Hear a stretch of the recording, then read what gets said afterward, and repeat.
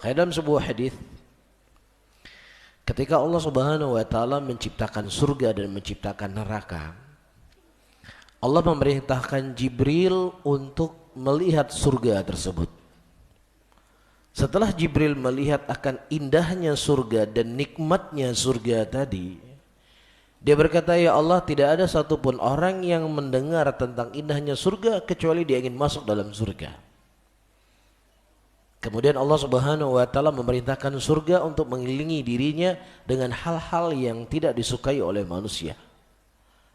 Kemudian Allah Subhanahu wa taala kembali memerintahkan Jibril untuk melihat surga yang sudah dikelilingi dari hal-hal yang tidak disukai oleh manusia. Kemudian setelah kembali, Jibril justru komentarnya berbeda dengan komentar yang pertama. Tadinya Jibril berkata setelah melihat indahnya surga, dia berkata tidak ada satupun orang yang mendengar adanya surga kecuali mendengar tentang surga dia akan ingin masuk ke dalam surga.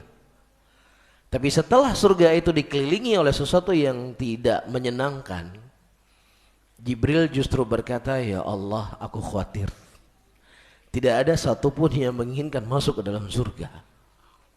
Kenapa?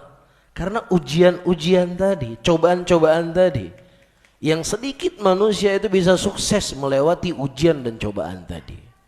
Maka di sini kan dibutuhkan hati. Makanya saya sebutkan tadi, duduknya kita di majelis ilmu itu bukan hanya sekedar menambah ilmu, bukan hanya sekedar menambah maklumat.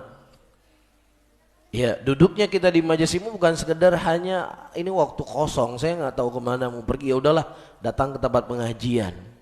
Bukan itu, bukan hanya sebatas itu. Tapi untuk mengokohkan hati kita ketika diuji dan dicoba oleh Allah Subhanahu wa taala. Dan sebaliknya ketika Allah Subhanahu wa taala memerintahkan Jibril untuk melihat neraka, ya, kemudian dia mengatakan, "Ya Allah, tidak ada satupun orang yang mendengar neraka ini kecuali dia ingin menjauh dari neraka tadi." Kemudian Allah Subhanahu wa taala memerintahkan agar neraka dikelilingi oleh sesuatu yang sifatnya indah. Kemudian Allah memerintahkan kembali Jibril untuk melihat neraka tadi dan dia kembali kepada Allah.